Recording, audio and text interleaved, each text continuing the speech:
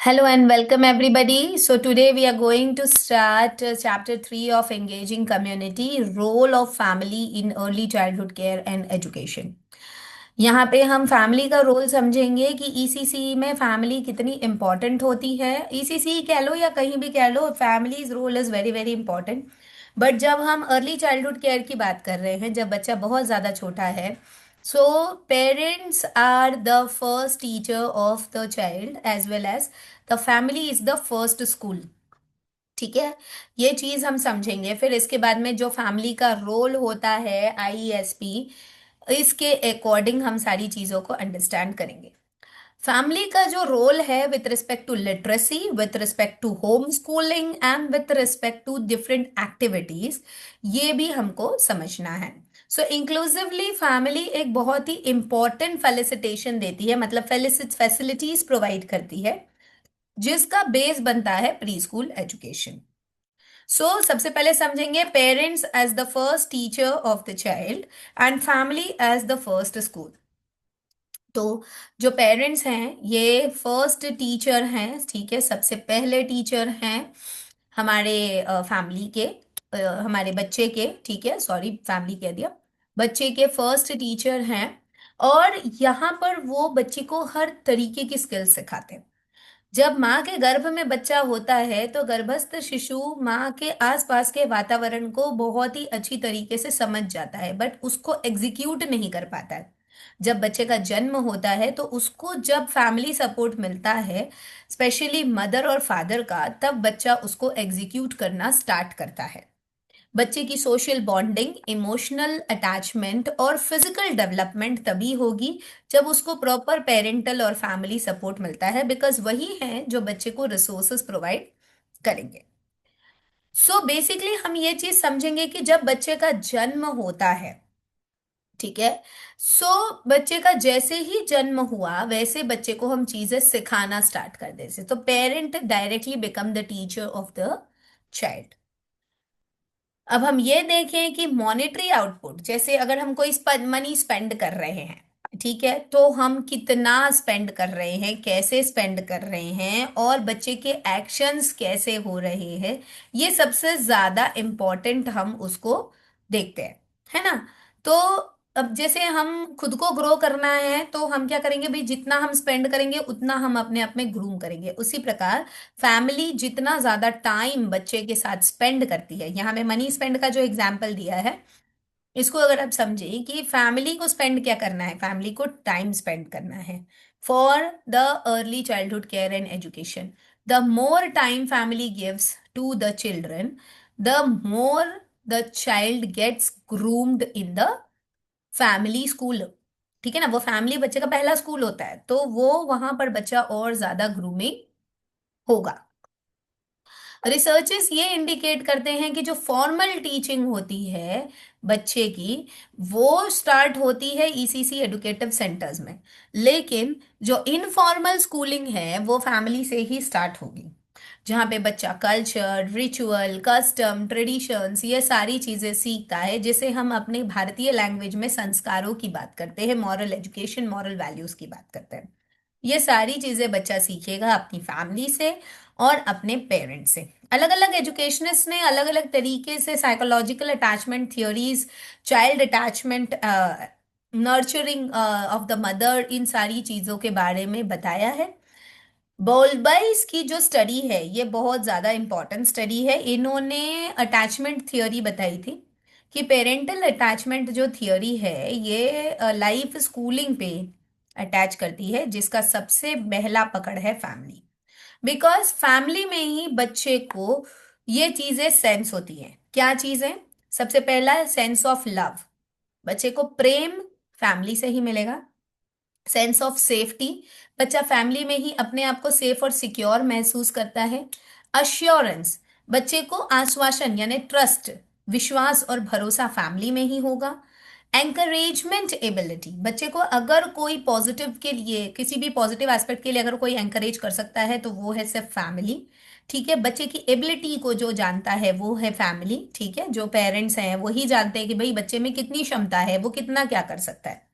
और अपने आसपास के सामाजिक लोग से सोशलाइज होना, ये भी फैमिली ही सिखाता है। तो बोलबॉयज का ये कहना था कि ये अटैचमेंट थियोरी बच्चे को एस्टैब्लिश होने पे हेल्प करती है, जहां ये सारी चीजें बच्चे को मिलती है, जो कि एक इनिशियल स्टेप है लाइफ का। Need of safety, understanding. If there is any confusion in the life, the family is the place where the child clears all the confusions. So ये सारी चीजें जो हमें फैमिली करती है, mom and dad are the key teachers of all the moral values. Life में जितनी भी मॉरल वैल्यूज हैं, एटीट्यूड्स हैं, ये सारी चीजें पेरेंट्स ही सॉल्व करते हैं। पेरेंट्स ही मॉरल वैल्यूज के रूप में काइंडनेस, ऑनेस्टी, करेज, प्रिजर्वेंस, सेल्फ डिसिप्लिन और कंपैशन जैसी वैल्यूज को बच्चे के अंदर इम्बाइब करते हैं। अगर हम अलग अलग स्किल्स की बात करें तो बच्चों को हम बेसिक न्यूमरेसी और लिटरेसी स्किल्स, मतलब जो भाषा घर में बोली जा रही है वो भाषा बच्चे को पेरेंट्स सिखाते हैं। और इसके साथ साथ में बेसिक न्यूमरेसी, जो हम सिंबल्स बच्चों को बताते हैं कि ये नंबर्स हैं, जैसे कैलेंडर की रीडिंग हो गई, घड़ी से रीडिंग हो गई, पकड़ ये पीछे सारी को। चीजें जो हैं बच्चों को हम तभी बताते हैं। भैया अभी रिक्वेस्ट दूसरे वो करेंगे दुकान प्लीज स्टार्ट करे। म्यूट दाल अनम्यूट लेके। ना करें, प्लीज अनम्यूट ना करें। आप अच्छा। जानते हैं यहाँ पर रिकॉर्डिंग चल रही होती है, और आप लोग प्लीज, मैं अगर भूल जाऊं तो फिर आप लोग प्लीज ऐसा ना करें। चलिए, मैंने अब सेटिंग ही चेंज कर दी है। रिक्वेस्ट करते हैं कि प्लीज आप लोग फोन को एक जगह रख दिया करें, ताकि ये जो डिस्टरबेंसेस है ना हो। ठीक है, थैंक यू। अब नाउ फैमिली जो है इमोशनल अवेयरनेस पे हेल्प और सपोर्ट करती है। जो हमारे इमोशनल अवेयरनेस है ये भी फैमिली ही हमको बताती है। सो इसीलिए फैमिली फर्स्ट स्कूल, आपको ऐसा क्वेश्चन आ सकता है, why is family called as a first school and parents as the first teacher of the child. तो उसमें आपको यही वाला आंसर बना के फ्रेम करके लिखना है, आप अपने शब्दों में भी लिख सकते हैं। Next is, what is the role of family in developing executing IFSP and IEP। तो पहले समझते हैं कि IFSP और IEP क्या है। So individualized educational program is IEP, ठीक है। RIFSP is individualized family special programs, ठीक है ना। तो ये जो चीजें हैं इसमें IEP, इंडिविजुअलाइज्ड एजुकेशन प्रोग्राम, मतलब बच्चे को individual attention, individual education program कौन दे सकता है? फैमिली दे सकती है, राइट। सो आईपी के अंतर्गत क्या आएगा? कम्युनिकेशन ओपनली होता है। भाई बच्चे को अगर कुछ प्रॉब्लम है तो पेरेंट्स ओपनली पूछ सकते हैं, ठीक है। बच्चे की बिहेवियर कैसा है घर में, बच्चे की क्या स्ट्रेंथ है, क्या वीकनेस है, क्या इंटरेस्ट है, ये फैमिली से ही, पेरेंट्स से ही पता चलेगा। फिर बच्चे के अंदर क्या स्किल्स ऑलरेडी हैं तो कि टीचर उसको अंडरस्टैंड कर सके, ये फैमिली से ही पता चलेगा। बट जब टीचर पेरेंट टीचर मीटिंग्स होती हैं उसमें बच्चे की behaviour skills in the school और उसका एक्चुअल बिहेवियर क्या है घर में, वो दोनों चीजें outside school and in the family कैसा है वो अंडरस्टैंड हो जाएगा। तो IEP यानी individualized educational program is very very important to understand the child. It actually helps the teacher and the parent for the grooming and upbringing of the child.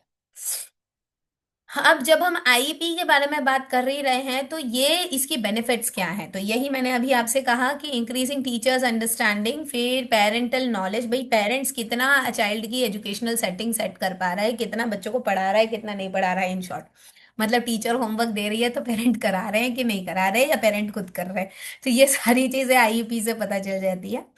फिर improve communication and parental you know relationship, है ना, with the school, with the teacher, with the child and with the overall society of the education. फिर schools understanding, बच्चे की जो understanding है school को, बच्चा क्या समझ रहा है, और होम स्कूलिंग कैसी है, और स्कूल में उसकी बॉन्डिंग कैसी बन रही है, ये सारी चीजें IEP से पता चलेगा। इंडिविजुअलाइज्ड फैमिली सर्विस प्रोग्राम, ये है IFSP। यहाँ पे ये देखा जाएगा कि फैमिली जो है वो कितनी फीजिबल है, कितना पेरेंट सपोर्ट कर रहे हैं और कितना फैमिली सपोर्टिव है। इसके जो रिस्पॉन्सिबिलिटीज कितनी उठा रहे हैं, कितनी चीज़ों को वो अच्छे से इम्प्लीमेंट कर पा रहे हैं, और बच्चे की इवैल्यूएशंस और असेसमेंट्स को कैसे समझ रहे हैं। आईएफएसपी जो है ये एश्योर करता है कि फैमिली जो है बच्चे की नीड्स को आगे लेकर जाए, इसके साथ साथ में बच्चे की प्रॉपर इम्पोर्टेंट आउटकम्स को अंडरस्टैंड करें, बच्चे को एक लिविंग डॉक्यूमेंट की तरह ग्रो होने दें। है ना, मतलब एक बच्चा है 6 से 12 महीने रहता है, जो वो उतना समय उनके पास रहता है, 6 महीना से 12 महीने तक, मतलब साल भर का पीरियड रहता है टीचर के पास में, इन शॉर्ट। तो दोनों तरफ से बॉन्डिंग और अंडरस्टैंडिंग होगी, तभी बच्चे की ग्रोथ एंड डेवलपमेंट फोकस हो पाएंगी। अब यहाँ पे as the teacher and the family में पेरेंट्स, ये सब लोग किन किन एरियाज पे सबसे ज्यादा चीजों को समझते हैं। एक तो फिजिकली, ठीक है, फिजिकल ग्रोथ होगा, फिर स्पीच कम्युनिकेशन अच्छा होगा, फिर सोशल वर्क वो भी अच्छा होगा, मतलब एक दूसरे के साथ सोशली ऑर्गेनाइज होंगे, नर्सिंग यानी केयर, केयरिंग अच्छी होगी, फिर उसके बाद न्यूट्रिशन, बच्चे को प्रॉपर न्यूट्रिशन मिलेगा, ऑडियोलॉजी मतलब बातचीत करने का, सुनने की क्षमता, ठीक है, साइकोलॉजी मतलब मेंटल अंडरस्टैंडिंग, चाइल्ड डेवलपमेंट बच्चे की ग्रोथ और डेवलपमेंट अच्छी होगी, और फिर at the end the continuing education. तो ये सारी चीजें जो हैं आईएफएससी से समझ में आएगी और अच्छे से अंडरस्टैंडेबल होगी। ठीक है,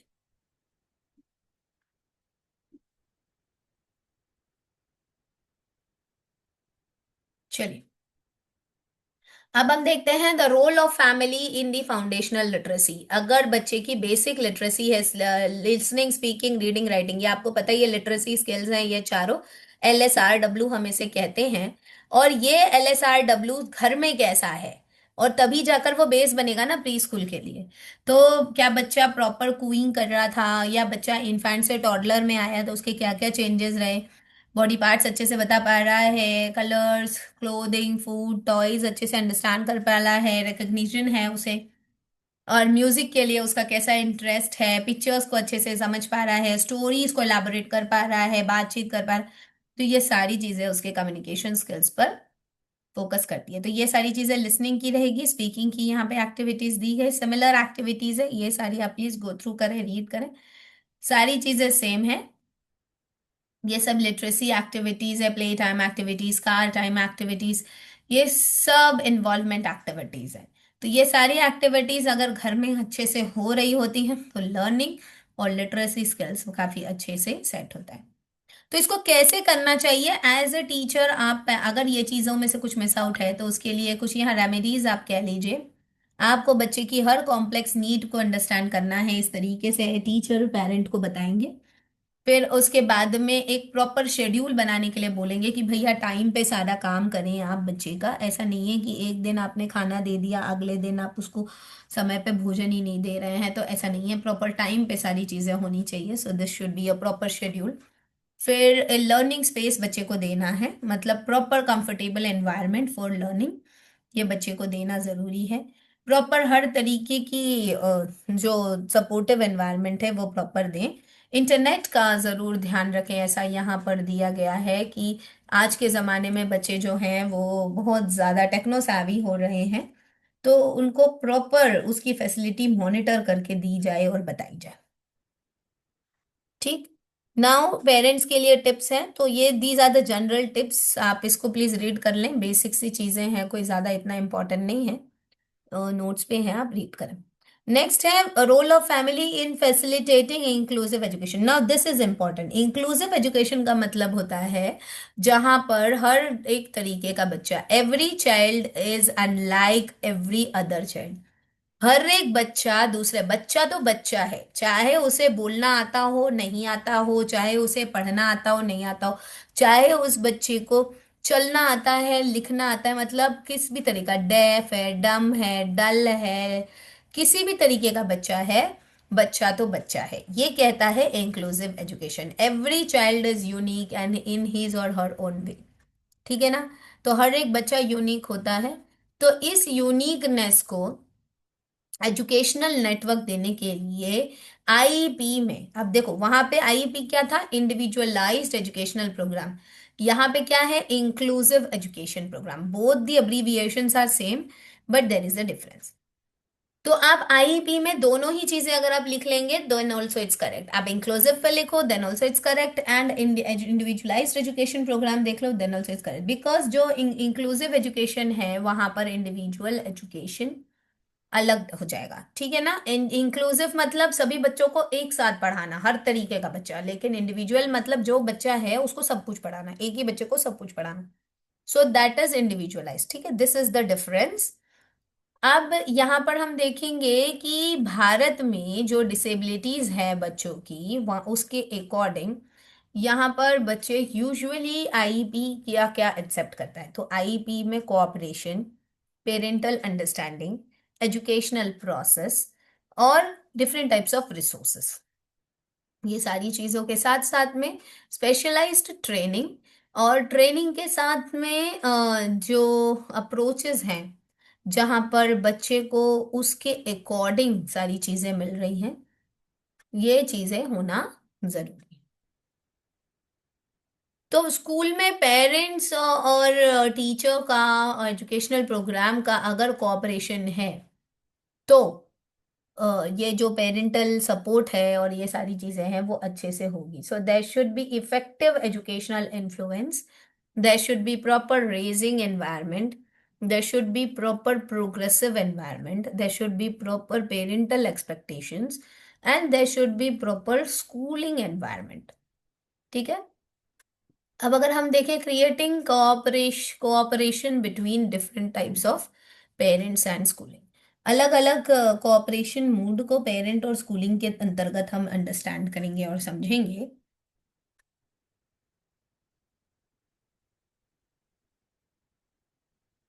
सो टीचर के पास क्या क्या कंडीशंस आते हैं, एक तो सबसे पहला स्टेप अच्छे से कोलैबोरेटिव होना चाहिए। दूसरा, जो पेरेंट के मन में कम्युनिकेशन की तरफ कुछ भी दुर्भावना है, यानी जिसे हम प्रेजुडाइजेस कहते हैं, उन प्रेजुडाइजेस को जो है टीचर रिजेक्ट करे, और जो रियलिटी है, जिसका साइंटिफिक अप्रोच है, जिसका साइंटिफिक अंडरस्टैंडिंग है, उसको एक्सेप्ट करे। पेरेंट्स की राइट्स को ग्रांट करें, फ्रेंडली और पीसफुल एटमॉस्फियर को अंडरस्टैंड करें, इनके कन्वर्जेशन को समझें, और फिर एंगेज करें डिफरेंट पेरेंटल कोलैबोरेशन और इनकी क्रिटिसिज्म को एनालाइज करें।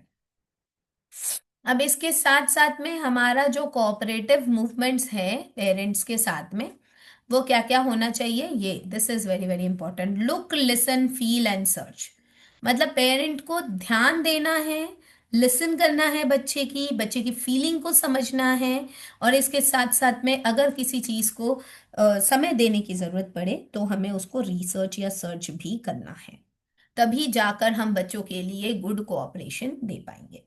तो ये हुआ पेरेंट्स की तरफ से, और टीचर्स की तरफ से क्या हो सकता है। टीचर्स जो है सबसे ज्यादा इंपॉर्टेंट है ट्रस्ट और अप्रिसिएशन, ये चीजें बहुत ज्यादा जरूरी है। टीचर का जब ट्रस्ट होगा ना तभी ये ऊपर वाली चीजें जो है वो एक्टिव होंगी, अदरवाइज नहीं होंगी, ठीक है। ये यहाँ पे ये डिफरेंस दिया है, क्या टीचर का है और क्या पेरेंट का है, इसको प्लीज रीड आउट करें एंड अंडरस्टैंड करें। सेम चीजें जो हमने अब तक देखी है वही सारी चीजें यहाँ पर दी गई हैं। तो यहाँ पर रिकॉर्ड्स के बारे में भी बताया है कि क्या क्या रिकॉर्ड्स आप मेंटेन कर सकते हैं, जिसके बेसिस पे आप पेरेंट और टीचर जो है एक दूसरे के साथ में रिलेशनशिप मेंटेन कर सकते हैं। तो different types of records to be maintained and different types of plans and organisations can be held. So here we have completed chapter number 3 wherein we understood the role of family in the education. अब हम कल देखेंगे role of society. अब हमने family का देख लिया, अब हम देखेंगे समाज और जो कम्युनिटी है उसका ईसीसी पर क्या प्रभाव पड़ता है। तो समाज में मास मीडिया है, कम्युनिटी है, और इसके साथ साथ में जो सोसाइटी में फ्रेंड्स हैं, आसपास की जो कॉम्पिटिशन्स हैं, उन सारी चीजों को हम समझेंगे, ठीक है। सो यहीं पर अभी हम स्टॉप करते हैं। आप लोग प्लीज अपनी अटेंडेंस डाल दीजिए चैट बॉक्स और व्हाट्सएप ग्रुप।